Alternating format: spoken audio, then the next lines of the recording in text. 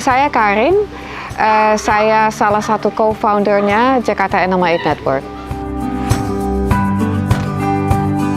Saya sebenarnya itu udah lama sekali saya khawatir dengan kesejahteraan hewan ya. Jadi kalau misalnya saya lihat hewan di jalan, kucing atau anjing yang kasihan, pasti saya ingin membantu gitu.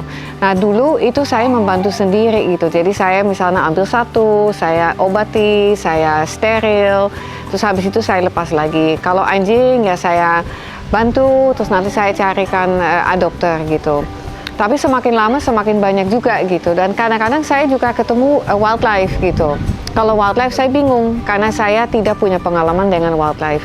Jadi kalau misalnya saya lihat monyet atau wildlife yang lain yang misalnya perlu bantuan, biasanya saya telepon teman saya, Femke tolong dong ini ada monyet kasihan gitu.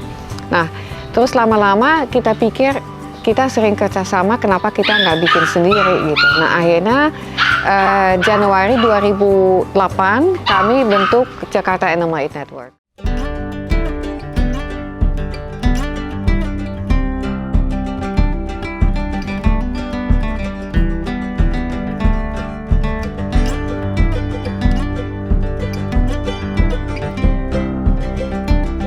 Ini namanya Murphy ya. Murphy ini dulu direscue sama orang, terus dikasih untuk adopsi. Sama yang adopter pertama dipotong kupingnya, ya, yang mana juga buat apa. Nah, terus habis itu si Murphy itu dioper ke anjing. Habis itu si Murphy dioper ke orang lain. Nah, orang lain itu punya 2 anjing. Terus beberapa bulan kemudian dia pindah, dia ikat dia di depan pagar, udah ditinggal aja begitu. Nah itu akhirnya rantainya masuk ke dalam leher. Ini namanya Bart ya, sama ini namanya Larry. Mereka tuh di dalam karung di depan restoran udah menunggu dipotong, gitu. Terus bisa ketemu gimana Mbak? Ada orang lihat, terus tim kita langsung ke sana untuk ambil. Kalau ini namanya Jeff. Kalau Jeff itu benar-benar nggak bisa dikenalin kalau lihat foto sebelumnya gitu. Jadi dia tuh benar-benar kurus kering, kulitnya tuh bernanah semua, tidak ada bulu sama sekali. Ya, semua punya ini ya, punya cerita.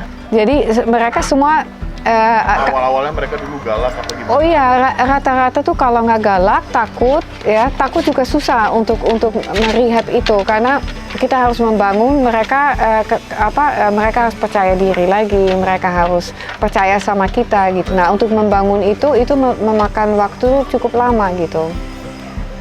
Tapi ya kita punya tim yang bagus di sini, semua udah lama di sini, sudah mengerti gitu. Jadi kalau ada anjing baru pasti langsung proses rehab mulai gitu.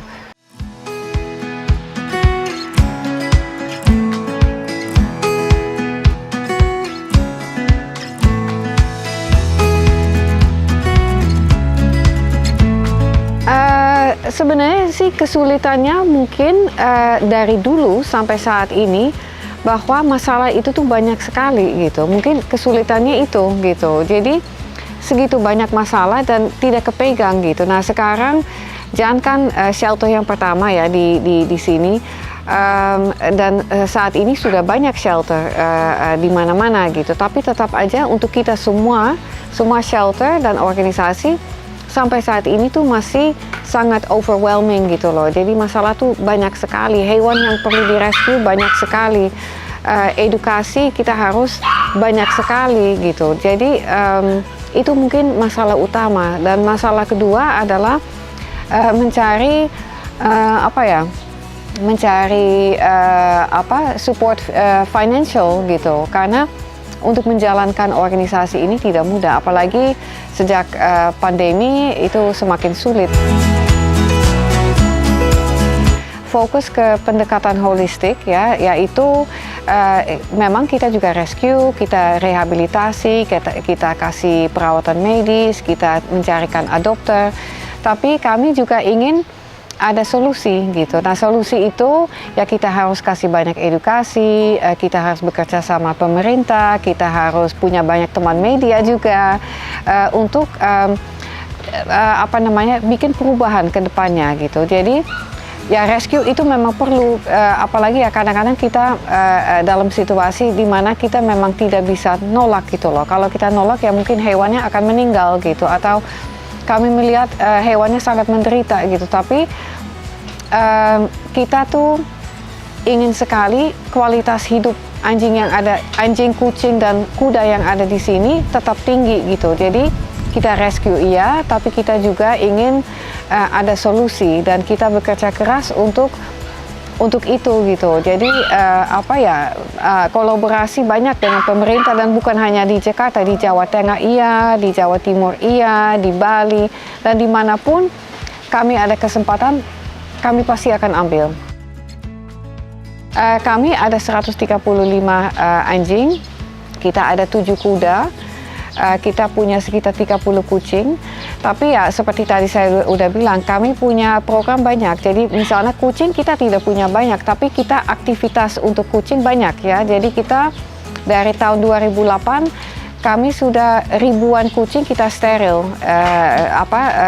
kucing jalanan ya. Jadi kita punya program untuk menangkap, kita steril, terus kita lepas lagi gitu. Nanti kupingnya dikasih tanda, jadi kita tahu sudah disteril. Dan itu sudah ribuan. Nah untuk kuda kita punya program aktif, itu namanya Peduli Kuda Pekerja.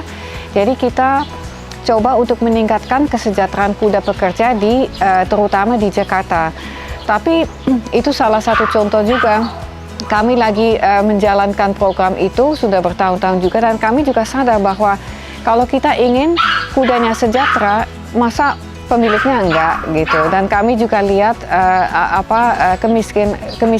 kemiskinannya itu sangat menonjol ya. Kalau kita lihat itu benar-benar kasihan sekali. Jadi kita coba untuk meningkatkan kesejahteraan kudanya dan juga pemiliknya ya. Dan kami juga kasih banyak sekali edukasi ya, bagaimana merawat kuda dengan baik, dengan apa yang mereka punya ya. Mereka tidak punya banyak, tapi dengan apa yang mereka punya, bagaimana mereka bisa membuat hidup si kuda itu lebih sejahtera gitu. Ya sebenarnya kalau kuda itu kita mulai jalan program Peduli Kuda Pekerja sudah dari tahun 2011 ya. Jadi sebenarnya sudah lama sekali. Tapi pada waktu itu kita fokusnya ke keliling saja, keliling dan edukasi gitu. Jadi kita mengobati setempat gitu. Tapi ya sejak masalah pandemi itu situasi semakin jelek gitu. Dulu sebagai contoh ya, dulu sebelum pandemi ada di Jakarta saja ada sekitar 700 kuda. Terus mulai pandemi banyak sekali kuda meninggal ya, ada yang meninggal, ada yang dijual. Dan pada akhirnya sekarang hanya sekitar 300-an ya, 310 atau 315-an gitu. Jadi itu hampir setengahnya yang sudah tidak ada lagi gitu. Nah di situ kita mulai lebih intensif kita menjalankan program Peduli Kuda Pekerja.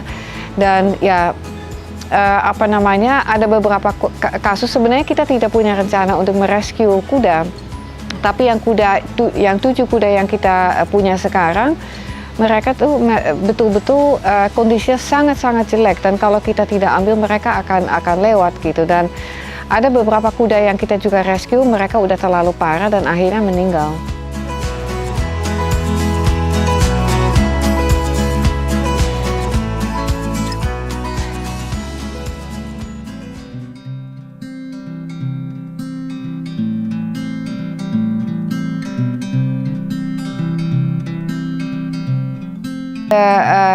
Tujuan kita untuk edukasi ya di animalwelfare.id untuk membangun kesadaran ya bahwa tidak semua orang perlu sayang sama hewan ya, tapi tidak boleh disakiti gitu. Jadi kita selalu mengajarkan kekerasan dalam bentuk apapun itu tidak benar gitu, itu tidak boleh. Dan sudah ada banyak penelitian juga bahwa kalau misalnya kita tuh contohin kekerasan terhadap anak-anak kita, nanti anak-anak kita juga bisa jadi kasar, dia tidak punya rasa empati gitu. Jadi sangat-sangat penting kita mengajarkan anak-anak kita untuk punya rasa empati gitu. Dan ya sekali lagi, kalau misalnya kita tidak suka nggak masalah, tapi jangan kita menyakiti gitu. Kami sudah 2 tahun bekerja sama pemerintahan di Jawa Tengah. Di sana responsnya sangat baik dan kami ada banyak aktivitas di situ. Dan sebenarnya itu mulai dengan program kita Dog Meat Free Indonesia. Jadi kami juga punya program Dog Meat Free Indonesia itu untuk perdagangan daging anjing. Kami mulai di Jawa Tengah karena setelah kita banyak investigasi, ternyata hotspotnya ada di Solo gitu. Jadi kita mulai ngelobi pemerintah di situ. Nah itu akhirnya berkembang dan kita akhirnya jadi bekerja sama dengan pemerintah Jawa Tengah. Kami di sini punya program adopsi yang cukup aktif, tapi kami juga sangat selektif ya. Kenapa? Karena prosedur adopsi itu sebenarnya itu juga semacam edukasi juga ya. Itu untuk membuka mata orang bahwa kalau kita memutuskan untuk pelihara anjing atau kucing ya kita harus siap, kita harus berkomitmen, kita harus sediakan tempat yang nyaman dan yang aman ya. Kami juga harus siap dengan biaya-biaya karena kalau misalnya kita peliharanya setengah-setengah, pasti kan hasilnya juga akan setengah-setengah gitu loh. Jadi kalau kita ingin punya hewan yang sehat dan lucu dan bagus, ya kita juga harus sadar bahwa itu tidak murah gitu. Perawatan medis juga mahal gitu ya. Tapi bisa dilihat di sini, semua anjing yang datang awal dari Jan itu rusak semua ya.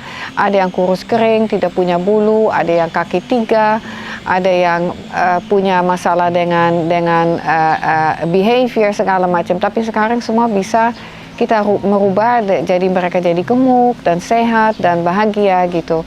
Jadi fokus kita kalau misalnya kita cari adopter, hidup dia harus lebih baik daripada di sini.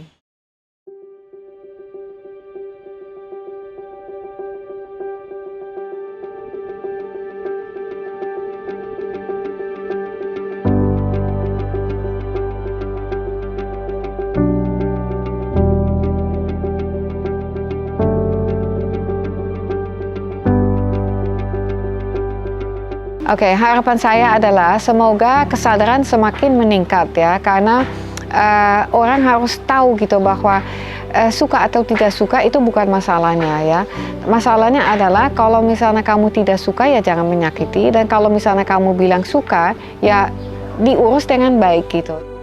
Pemilik hewan yang bertanggung jawab gitu, juga jadilah orang tua yang bertanggung jawab dan mengajarkan anak-anak kita empati. Pesan saya yang satu lagi adalah saya harap juga bahwa pemerintah akan semakin sadar bahwa ini harus juga menjadi bagian dari Indonesia ya, ramah lingkungan, terus juga terhadap hewan gitu, karena Indonesia juga peringkat pertama ya video-video paling sadis di dunia, dan itu kan sangat menyedihkan karena itu sebenarnya tidak reflect orang Indonesia, karena menurut saya sih orang Indonesia sebenarnya itu ramah dan baik ya, tapi kok bisa gitu Indonesia peringkat pertama dengan video yang paling sadis di dunia, itu sangat mengkhawatirkan gitu, dan betul-betul perlu perhatian dan prioritas pemerintah.